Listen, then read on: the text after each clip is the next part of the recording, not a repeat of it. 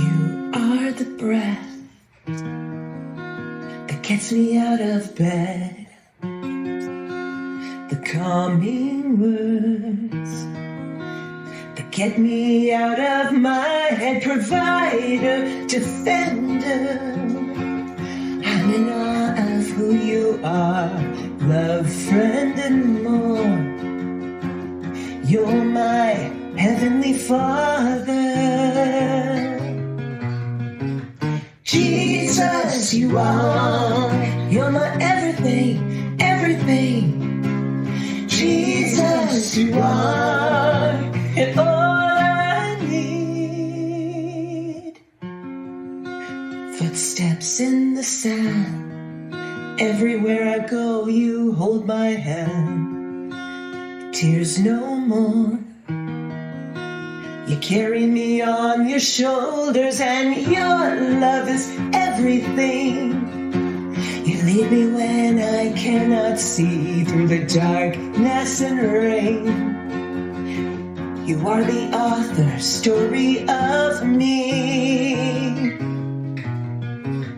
Jesus, you are. You're my everything, everything.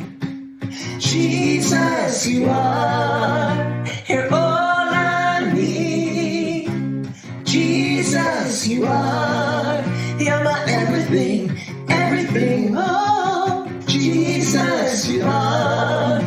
You're all I need. You're all I need. Yeah. I surrender to you. I surrender to you. I surrender to you. Hallelujah, amen. I surrender to you. I surrender to you. I surrender to you. Lord, I give you everything. I surrender. I surrender. I surrender to you. And you said to. I surrender, I surrender, I surrender to you. Come on now. I surrender, I surrender to you. Yeah, yeah. 1, 2, 3, 4. Oh, oh, oh, oh, oh.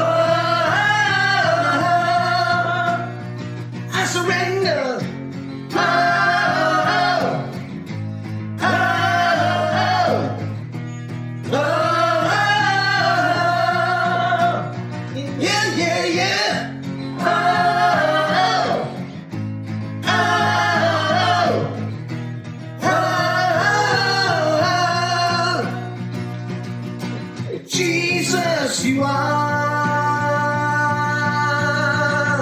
You're my everything, everything. Jesus, you are. All I need. Oh, Jesus, you are. Everything, everything. Jesus, you are. All I need. Jesus, you are. You are my everything. Jesus, you are. You're all I need. You're all I need. Oh, you're all I need.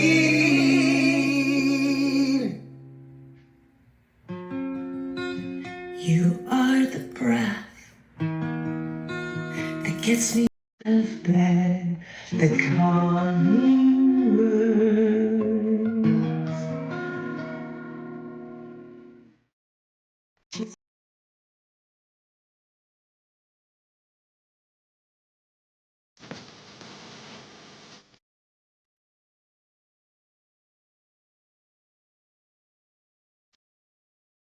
Listen up now, people, from every corner of the world. We got a message for you, and we want to make it heard. Heart and soul, soul and heart. No, I saw them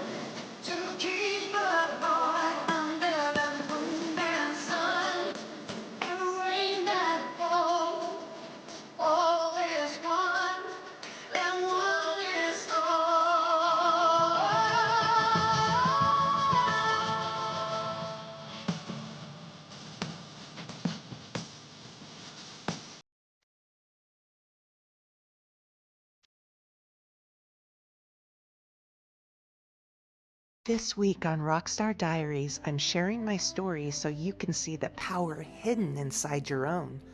I'm opening up the chapters of my life, not for shock, not for drama, but because I believe stories heal, stories connect, and they remind us we're not alone. I want you to see what's possible on the other side. If even one part of my journey helps you rise again, then every moment was worth it. Every one of us has walked through something that could have silenced us. Grief, trauma, loss, reinvention, shame, heartbreak. The list is long and the wounds run deep.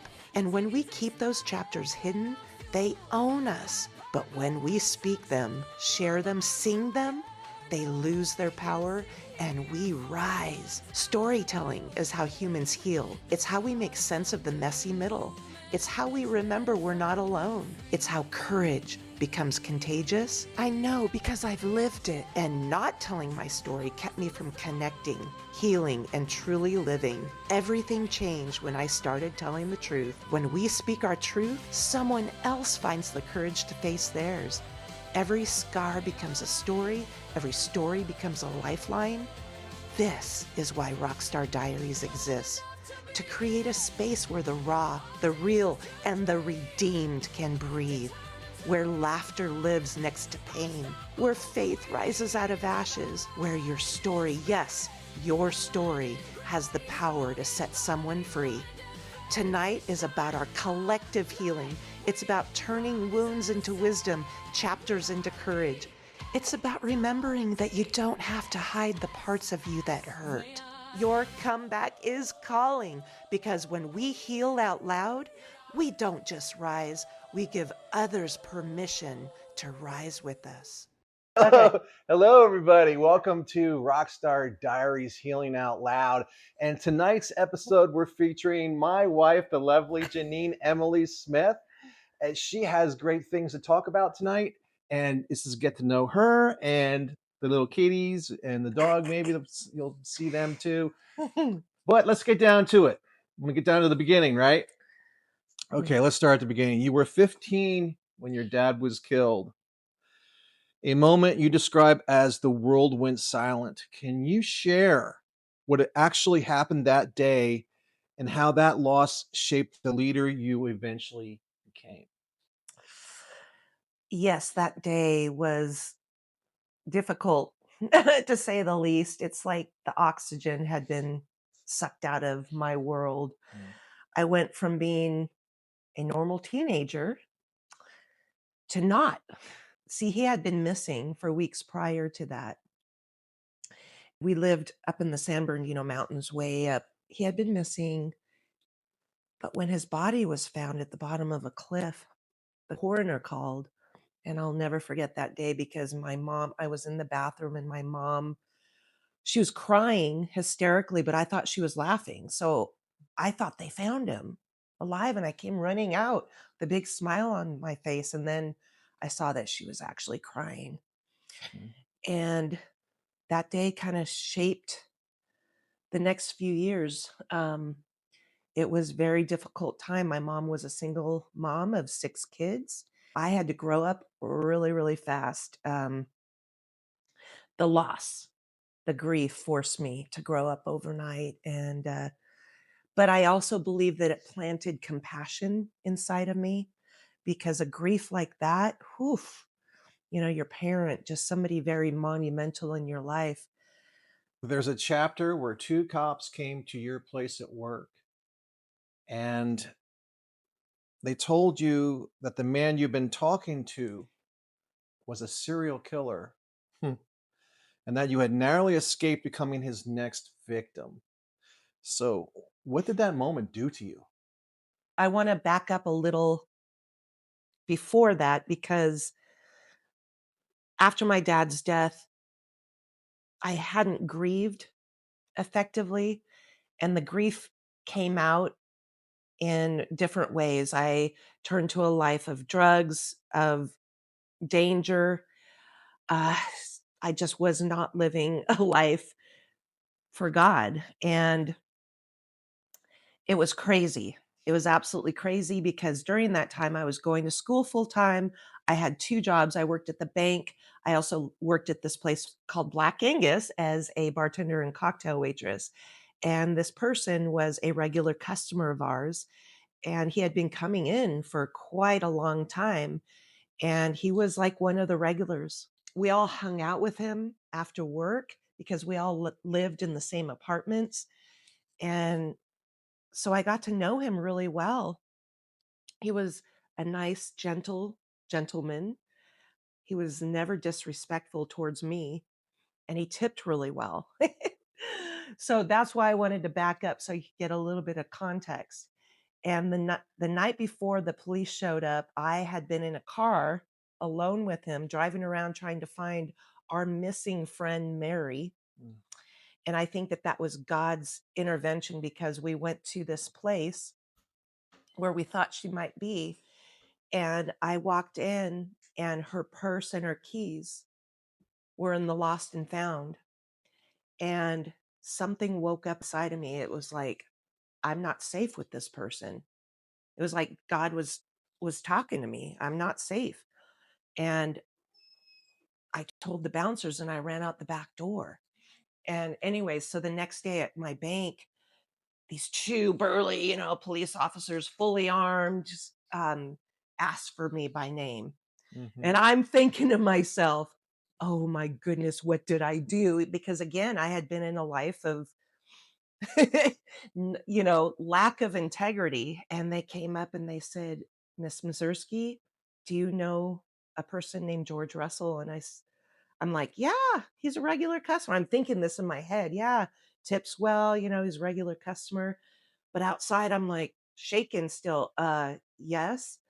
And they basically sat me down and told me that he was wanted in the several killings that had been going on in our neighborhood. He's called the East Side Killer, and that he had found some of my personal belongings in his place of living, his apartment, and that they 100% thought that I was his intended next victim.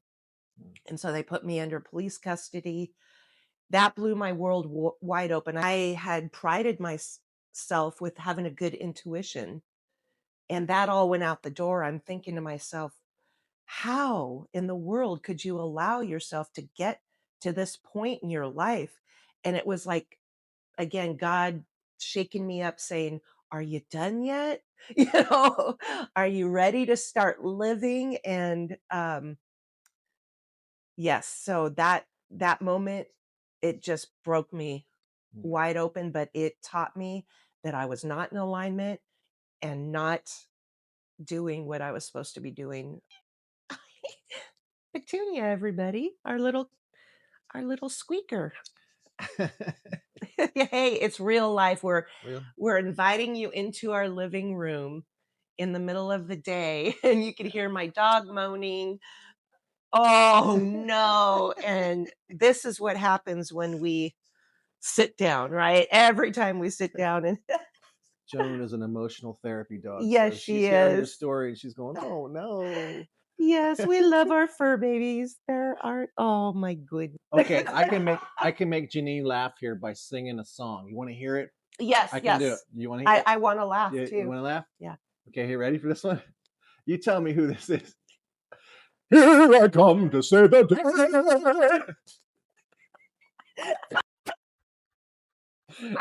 she loves the opera voice. I love the Ethel Merman doing Breath from the Jungle or Sweet Child of Mine or something like that. She does. It's funny. It's so funny. Okay.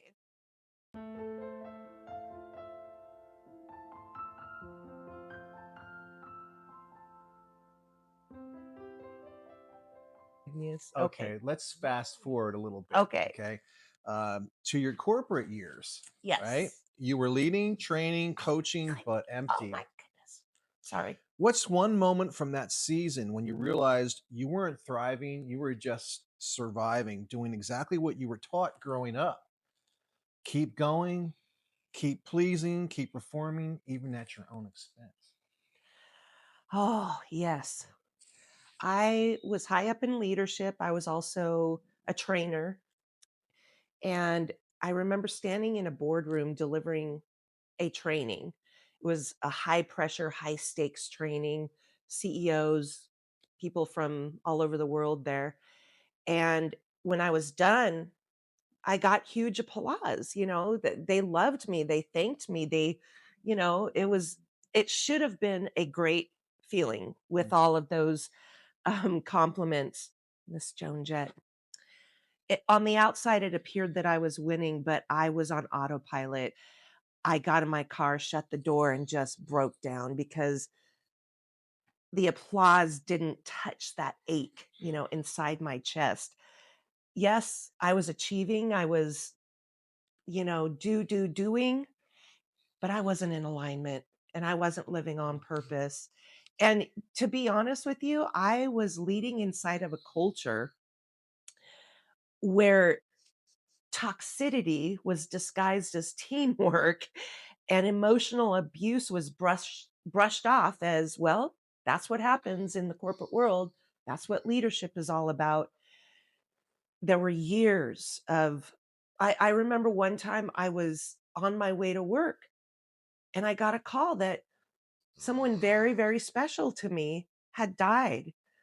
And I wanted to take the day off. Absolutely not. They would not give me the day off. And I thought, that is a crime. I don't ever want to be in that position again. And oh my goodness, Joan. And another thing, I felt like I was teaching people how to lead with integrity, but silently, I was just surviving and I was pouring into everybody else while being drained and depleted and dismissed. And I thought, wow, this is just insane. And so that day was a wake up call, and I started making changes after that. Hi, everybody. It's Dr. Lauren Michaels Harris. I encourage you, if you are looking for that one E and that one R, in which to take everything that you have that is already great to greater, everything that is already strong to stronger, and everything that is already bright to brighter, take a chance and leave something the world will find for thousands of years. God bless you. I hope you do this. Hello, everybody. My name is Danny Mangold. I've known Ginine for probably about 10 years, maybe longer. And what struck me about this young woman is no matter what she was going to do or did, she was going to be in it for the long haul. In anything in life, never listen to the negative voices in your head. Don't listen to any mistakes you might have made. The past is not real. The memories are real. Focus on today, your happiness, your health, the things that really trip your trigger and blow your skirt up. Those are the things that are important, and never give up on any of these. So, and then 2010 came. Yes. The year your body gave out, you flatlined. What led up to that moment, and what did you think when you opened your eyes in that cold hospital room? Oh. Yeah, I passed out walking up a simple flight of stairs. Woke up in this, it's my mouth tasted like metallic, but I had been dismissing, I had been ignoring the whispers. When you're on full on burnout, when your body isn't well, we get signs, we get whispers, and I had been ignoring it. I had been taught that by my father, by my mother, to just Grind it out. grind it out. And again, I was still doing to earn my worth. I was still doing and high achieving, not for the right reasons. It was for approval. It was for earning my place in this world. And I was ignoring all the signs around me. I had fibroids, serious fibroids, and I had been bleeding internally. It was like, for you women out there, it was like a really bad period, but that lasted a really long time. And I just kept it was like I was on autopilot. I just kept going. Again, passed out. And but I want to talk about that short period where my heart actually stopped. I was like, I felt these arms around me from behind, holding me tight. And there was complete peace. There was peace. There was a stillness. There was pure joy. And he was holding his arms around me. And I started going up, not like a flight of stairs, it was like this celestial elevator. And we were like floating, and I felt so good. And it's like when we almost got to the top, he said, "You're not ready yet. You're not done." After having experienced that kind of spiritual awakening and spiritual moment, you don't ever want to go back, ever. Just plain small, to feeling depleted, to not living on purpose. You don't ever want to go back to that, and it was a long grind. I'm not going to lie. That was one of the hardest years of my entire life after that, just getting back, my health. And it seemed like it took forever, but God was there every second, every step of the way. I don't know if they can see our dog, but she's so dang cute. She's like, her puppy eyes. Oh, it's time for a walk. Oh my gosh, I can't stand it. It's so cute. Okay, so let's get back to it. There's a chapter where people tried to destroy your music career, and you almost quit. Tell us what happened. Yeah. Oh my goodness, she's back. I do want to talk about that. This was before the flatlining incident. And again, I was such a high achiever. I was playing in 2 bands. I was working full time. I was going into the prisons. This is not a badge of honor. To make a long story short, I had a bad breakup with the leader of one of the bands. And he cheated on me, and I broke it off with him. And I would not go back with him. And he was abusive as well. And he turned on me. And he actually got a family member to side with him. And they set out on a mission to destroy me on Facebook, online, even in the music community, which I was very well known because I wasn't just singing and performing. I was managing bands. I was promoting bands, supporting other musicians, and they just set out to destroy me. And I thought, I just was in such a deep depression. Again, the burnout is real because it hits every part of you, not just physically, but emotionally, mentally, spiritually. It's burnout is a full event. And I went into this deep depression, especially after that. And I was going to give up music. I was going to just stop. And which is so sad because it's such a part of me. It's not something I do. It's who I am. But about a year later, God sent somebody to me, and I'm going to just shout out her name, Susie Chrysler, because you know what? She is getting married, and we are going to her wedding, and she is such a special friend. She was a truth-telling woman. She looked me dead in the eyes and she said, "Don't you dare quit. You were born for this." She lifted me up. Her voice just lit that spark in me again. She just was there for me. And that's when I knew that we cannot do life alone. We're a community. It's a sisterhood, our world as a whole. That's why we created Hearts in Sync.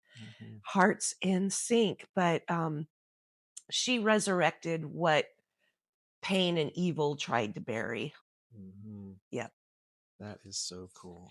Okay. You are just insane. You're insane. You is a pretty girl. You're such a pretty girl, but you're just bothering. As you can see, people, Ginine is a magnet wherever Oh she my goes. goodness. But now Oreo's over by you, so. The fur babies. Well, that's because there's not enough room over there. She literally sat on top of him. You're such a good boy. Yes. Okay. Back to the grind. Yes. So you reinvented your entire life after 50. Man. Author, speaker, songwriter, TV host. Never too old, never too late. What moment made you say, I'm not done? I am not done yet. Well, God is the one who told me that first. And I did everything I could to boom, chakalaka, just get on it, like chicken soup for the soul. You don't stress on the small things, right? You don't allow things into your life that don't serve you well. There's a whole framework that I've created. But yes, I do want to talk about that reinvention, because people ask me all the time. And that reinvention was not a glamorous moment of my life. It happened in the middle of absolute collapse and chaos. And that was COVID. And everybody remembers that time. For me, it was no different. All performance, everything halted. I was a single living alone, stuck in my house all by myself in a house that was breaking down. It was an old house, 1943. And I was laid off from my job. I actually was one of the first to get COVID, and I got it. I was so sick. My little Pomeranian died. It sounds like a country song. Yes, it does. Wow. Are we going to write one? Did you have a pickup truck back then? I did not, but I had a Camaro. Is that the same? Yeah. It's in my genes, like perseverance, keep going no matter what. And with no stage, no certainty, without a job, I worked harder than I had in years. I learned music production. I learned how to write for sync, TV and film. Honed in on my songwriting like you wouldn't even believe. I refined my speaking. I basically went back to school. I sharpened everything, my calling. I rebuilt my identity. But I realized that I was not alone. I was not abandoned, because during that time, I had been on Zoom and GoTo meetings prior to that, because I did a lot of virtual training. So I was not new to any of that, but I know a lot of people were, but it connects you with people. Oh my goodness, all around the world, it connects you. And that was a life changer too. Just community, having support, having just these amazing people that build you up. But I do want to say too that I had been wanting to move out of Washington State for a while. My environment felt heavy.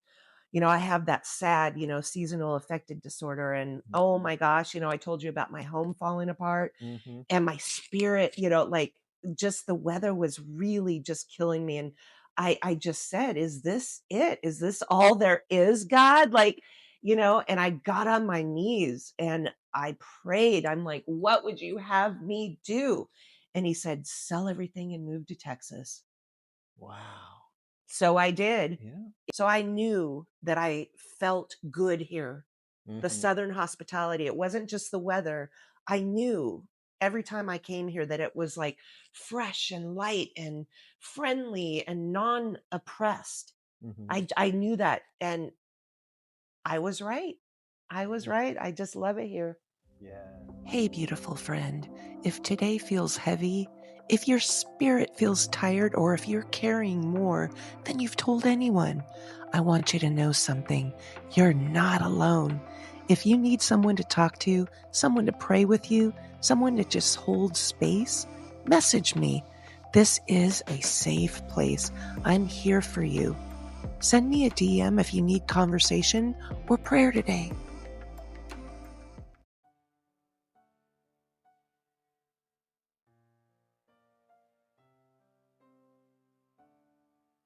Hi guys, I've never shared this publicly before, but I believe stories can become medicine when you stop hiding from them. And if this helps even one person, I need to tell this. This is between you and me right now. No sensationalism. I'm in a safe, quiet place. But when I went to college, when I was in college, something happened that changed me forever. It was a snowy day. Really snowy, a storm, and the campus had been shut down, and my car was completely buried, and a group of us were invited to the home of somebody that we trusted, the dean of the college. And slowly, one by one, everybody disappeared. And that's when it happened. Somebody twice my size, someone with power, somebody that I trusted, turned into my worst nightmare. I fought, I begged, I tried to run, but he was so strong. He pinned me down, trapped. I was terrified. I honestly thought that I would die that night. But something miraculous happened. It seemed like hours, okay? Truly, it was just a blur of fear, disbelief. But something happened, something miraculous. He passed out, and that was my window of escape. I grabbed a blanket. I ran out into the snowy weather barefoot. I ran until somebody could help me. I never reported this. I was afraid that no one would believe me. I was afraid that he would destroy me, and I kept it silent for years. I carried it alone. It shaped everything, okay? My self-worth, my people-pleasing, how small I learned to make myself feel, to feel safe. But today I'm telling this story for one reason. You, if you've ever been hurt, if you've ever been abused, dismissed, blamed, or broken by somebody that you trusted, you're not alone. I want you to know it's not your fault. You are not to blame. Your story matters.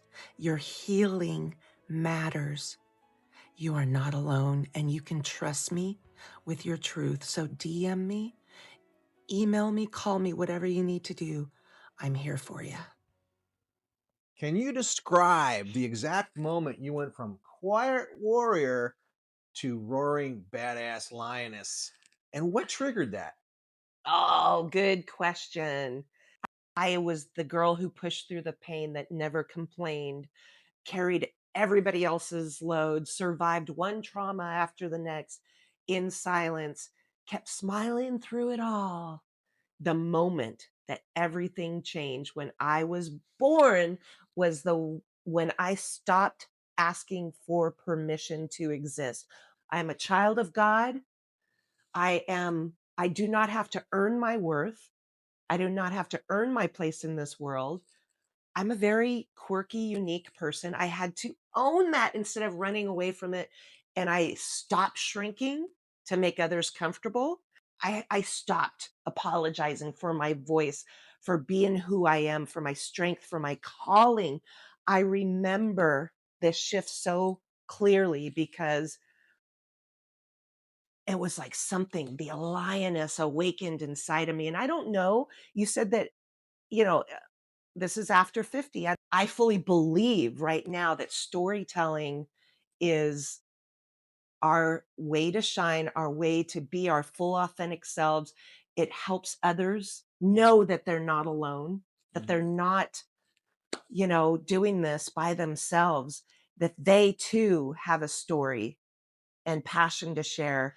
And the lioness just started roaring and truly share this with other women, and the community part. We're part of a pride. We flourish when we do things together in life and not alone. Part of the awakening was I knew that my story wasn't something that just happened to me. It was something God wanted to use through me. And it wasn't a scar, it was a sword. And swords are meant to be lifted, they're meant to protect, meant to heal. And this was the day that I realized, okay, women don't need more polished perfection. They need someone who has fought real battles and has lived to tell the truth. And that's what I do. My name is Lakeisha Atchison, also known as I Am Creative Words.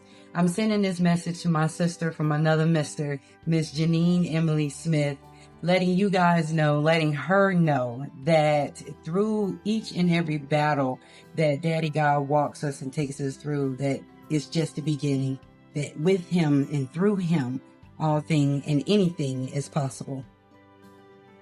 Hello, I'm Misty Riston from Campground TBD Publishing. I'm an author and a compiler, and I had the privilege of working with Ginine in a line. And when I tell you the universe had to work hard to get the two of us together, I'm not underestimating the universe by any means. I didn't want to go to the event. She didn't want to go to the event, but we both just knew we needed to get out of our house and go to this event. We sat next to one another, and she had a story to tell, and I'm a person who puts out stories. It was a beautiful, beautiful match, which turned into a friendship. So I love you, dear sister. So your RISE framework came from lived experience. When did you realize your story was meant to be a roadmap for other women? I was coaching this amazing woman, beautiful, successful, powerful, the kind of woman that people assume have it all together. I just knew that I had to tell her my parts of my story. And she told me parts of her story. She started crying. She started telling me that she was falling apart inside. I love the fact that tears sometimes bring people together, and we both started crying. And she said, if you survived all of that, then maybe I can too. I shared everything, and I knew that my story was not meant to be hidden, that it was meant to be handed to women as proof that resurrection is real, that you can thrive in life. You don't have, your past does not predict your future. Does not disqualify you from an amazing, abundant life. And the RISE formula is what has changed my life. And it's a simple formula. R stands for reclaim your identity, reclaim your worth, reclaim your dreams, integrate the story. The I in RISE is integrate. So do not compartmentalize, all of your different lives, which is what I did. My music life was one, my business, my worship at church, all these different masks to try to appeal to those different worlds. And I didn't know any better. And so we integrate, we are who we are in every part of our life, and integrate those together, bring them together, bring your scars, bring your stories. And then S, of course, is story tell with courage and unapologetically. And there is a way that you can story tell that resonates with people, that when they walk out of a room, they know your name. They know it's not about you, it's about how you made them feel.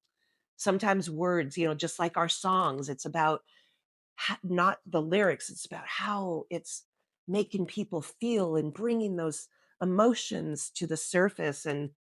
But I forgot about E, empower the next chapter. I'm in the next and best chapter of my life, would never go back. I'm full of joy. I just love life. And we want to be able to empower others to do the same. And since then, I've coached women, I've spoken globally on so many different stages, been on over 150, I think, TV shows, podcasts, international best-selling author. We've written award-winning songs. We've got our songs into movie and film. I am not saying this to, pat myself on the back, although it is kind of nice. Travel. Travel. We've gone on missions. I'm this amazing gentleman. The reason why I'm telling you this is this all happened after I turned 50. You're never too old. It's never too late. You're never too broken, right? You can change, you can reinvent your life and live in abundant. We're in our dream home with our kitties and our dog. I just wanted to just shine the light and, shine the light of Jesus. Okay, Ginine, now it's time for the hard question. Oh no. Should I be afraid? Yes, Oh my be goodness. very afraid. I'll Oh my tell you what. goodness. Okay. So now you've done so many accomplishments, and you have another one coming out that we didn't even really talk about. The Rebirth book that's coming out. Yeah, we launched November 19th. We're so excited. It's Rebirth, Stories of Unyielding Courage. 21 authors from all around the world featured in this book, talking about their stories of going from pain to purpose, trauma to triumph. My chapter is in there. It's called From I See You to I See You. That's true. Yes. And yes, November 19th, it launches. We're so excited about that. Right.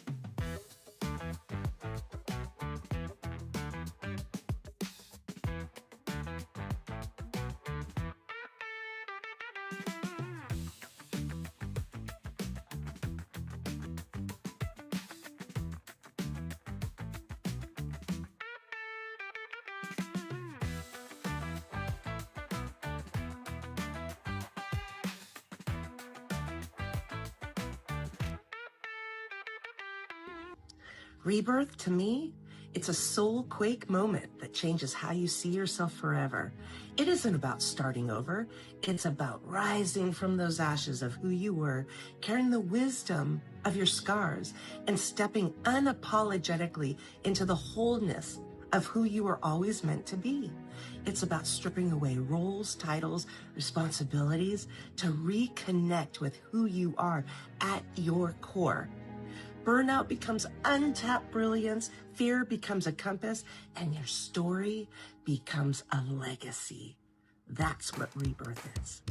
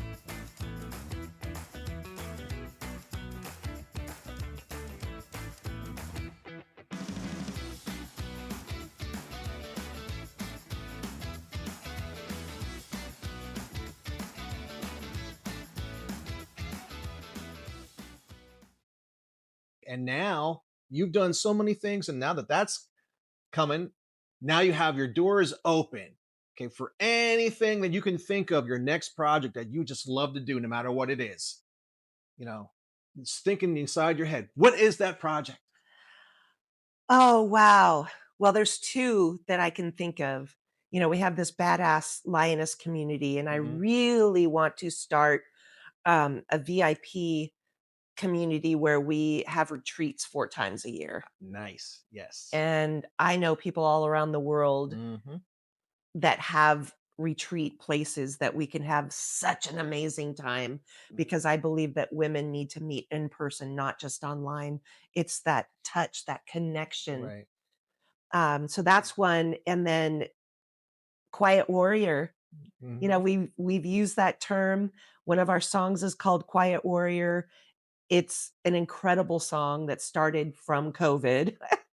And you and I talked about it, and we want to do a comic strip or cartoon for kids, Yeah. young people, that portrays this little girl that's going through life and has things happen to her. The world is, you know, these things, burdens being put into her backpack, beating her down. And she has this warrior, this guardian angel, you know, the quiet warrior in armor and everything. And man, I don't want to give too much more away about that, but it's going to be immense. Do you want to say anything about that? Because it was your idea, actually. I think it is going to be so much fun. It's going to be so much fun. It was like the guardian angel watching over the little child and how that grows and all that thing. But you know what? Let's. I'm going to test something out right now. Uh-oh. I'm thinking of a place to go to eat. Where is that? Okay. Well, right now it's not quite lunch, is it? Texas Roadhouse?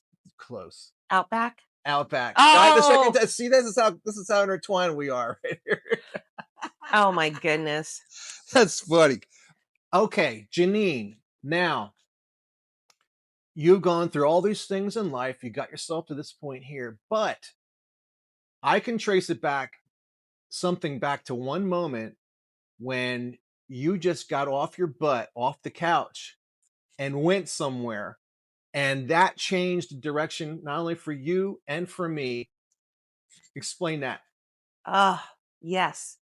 I had just moved to Texas and it was still hard to go out into public. You know, I am an introvert and I loved being at home. And this networking opportunity came available and I really wanted to go, but I'm sitting on the couch thinking of every excuse not to go. Okay. And this little voice inside my head, nope, you made a commitment. You need to keep that commitment. And I got up off the couch and I went, and I knew that I was supposed to be there. I just didn't. When I walk into a room, I'm like, God, tell me where to go. You know, I truly do. I'm like, okay. And I saw this beautiful gal with quirky glasses on, standing away from everybody. And I went and I started talking to her. And her name is Misty Lee. And we got to know each other really well. We were talking about our stories. It came time for the dinner piece with the award ceremony. And all of a sudden, she's called to go up to the front to win this publishing author award. She's not only an award-winning author, but she owns a publishing company. Comes back. So what were we talking about, Ginine? Oh, by the way, you're going to be in my next book and you're going to be an international best-selling author. To make a long story short, I did become an international bestseller overnight, pretty much. This thing went viral. It's called Align. It's living in alignment with your purpose and your passion. But so that was the first boom. And this is all about community that we're talking about and connections. Kept in contact with her. She introduced me to this gentleman called Dr. Lauren Michaels Harris. And he's a presidential award winner, but he is an international speaker. He just does a lot of things. I can't say enough about him. And then all of a sudden, the second book that we did, that we were both in, that became Now What bestseller. Yep. Now What? And We're we chapters 1 and basically 2. we told our story about how we met. So I meet you, I meet Dr. Lauren, get on his Rockstar team. All of a sudden, we're being invited to go to Romania on his Legacy of Hope tour So much as the entertainment, but also speaking life into these orphanages and domestic violence shelters. And it was a huge deal for us. You had never been out of the country before. Nope. So we did that. And then all of a sudden, we're being told that, oh, you guys are so quirky and funny together. You should have your own TV show. Yeah. So we have a TV show now. And what else am I missing? I mean, it was like boom, boom, boom, being introduced to all of these people. Lori Hardy, you know, from Seattle. She's a celebrity in Seattle, a huge, she does the news, radio, but now she's the podcast queen. I'm doing a podcast with her, and we're very, very quickly rising to the top 5% of podcasts. So all of this to say that when you say yes and you show up unapologetically in alignment with your purpose and with your story, and you're not trying to be somebody that you're not, you're just being yourself, and you say yes, miraculous things happen. And it's the power of community. It's the power. I don't like the networking term. It's about building relationships. It's about caring about others, but not trying to sell something to them. Right. Whenever we showed up with the spirit of what can I do for you? Servitude. You and I together, we keep each other accountable. Every time we start to think, you know, make it more about us. No, it's not. We're on a mission, man, from God, you know, to bring hope and joy and hearts and sink around the world. So when we got together, we developed Hearts and Sink, the production company, and that has so many different buckets inside of it. Tell us about that. Well, it's funny that you should ask, because when we met, one of the things that brought us together was our love for music and songwriting, but also our love for people and for God. There were so many things that brought us together. And we started thinking, how can we take everything that we've learned? Because I knew I had been in the corporate world for decades how could we put the skills that we had learned and our speaking and our coaching and our writing and our music. So again, I talked about compartmentalizing earlier, about having all these different masks and lives. We wanted to put everything that we've done our whole lives together into one product, into one business. And we found a way to do that. We did. And we blend music with our humor, our harmony, with powerful storytelling and transformational messages. We do love helping businesses, rise above that toxicity, the bad behavior that happens, right? That just escalates on top of each other. But like you said earlier, we have all of these things that we brought together. And so we go and, we speak and we do keynote concerts, but also Hearts Are in Sync. You're the one who came up with that brilliant name, which I adore. Can you tell the world why? It was named after a boy band. No, I'm only kidding. No, hearts are in sync when two people, like, think about it, when two people are in love, scientifically, their hearts beat the same. And even their brain waves are the same. And sometimes when choirs are together, their hearts beat the same. There's that connection. They've done studies on choirs and women. You can attest to this. Your group of girls, you all start hanging out together, and all of a sudden you're having the same cycle every month at the same exact time. I mean, this happens, right? Hearts are in sync. So we would like to see hearts in sync all over the world. So wherever we go, we want to bring that message forth, because like hearts are in sync when people listen. Yeah, can I tell the story about the Yes. lady? Okay.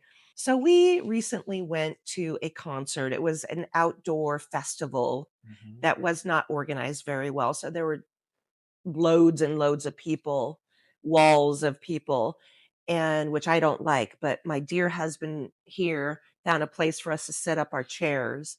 And we sat down, we sat next to this couple, and I just started chatting with her. You don't prejudge anybody. I just love people. And so I just started chatting with her, and I could tell like there were some people around us that were making fun of her, and she was kind of slurring her words in a way. These people were making fun of her and everything. And she leaned into me and she said, "I just wanted to thank you." And I said, "For what?" And she said, "For treating me like a normal person, treating me with kindness." And she's saying it, of course, and she said, "I was in a major car accident and I lost a lot of my mobile, and she started telling me about that. And she said, "But you are the first person in a long time that has just had a conversation with me." I started bawling. I'm like, that's just not right. I said, "Who doesn't treat you like a normal person?" And she started, like, "Oh, everywhere I go, and this just broke my heart, because people are people are people. You don't know somebody's story. People were assuming that she was drunk. She was not drunk. Even if she was drunk, you should still treat people with kindness, but don't judge. You just don't know what's on the other side." And that just really, it was holding me accountable as well. Oh, I'm bumping the microphone. Tonight you heard the story behind the roar, the journey that turned pain into purpose and heartbreak into healing. If you're watching this and your world has gone awry, silent, if you're standing in the ashes of a chapter you didn't choose, let Janine's story remind you you are not alone. You're not done, and you are rising, and your roar is coming. Your story is holy ground. Your scars are proof that you're still here and still fighting. And I promise you, you can rise, revive, and thrive way more than you ever imagined, because your best story is right around the corner. Your comeback is right around the corner. You can do it. Call us, DM us. We'd love to pray with you. And remember, you are the rock star. Yes, your lioness is waiting to come out. Ah. Coffee break, mushroom coffee. Mm, Mm-mm-mm-mm. mm, mm, mm. So good. Out of all the characters you play on this TV show that are funny, that are serious, what's your favorite one? uh, it's Bubba. Even though it hurts to talk like that. Yeah. Give me some donuts.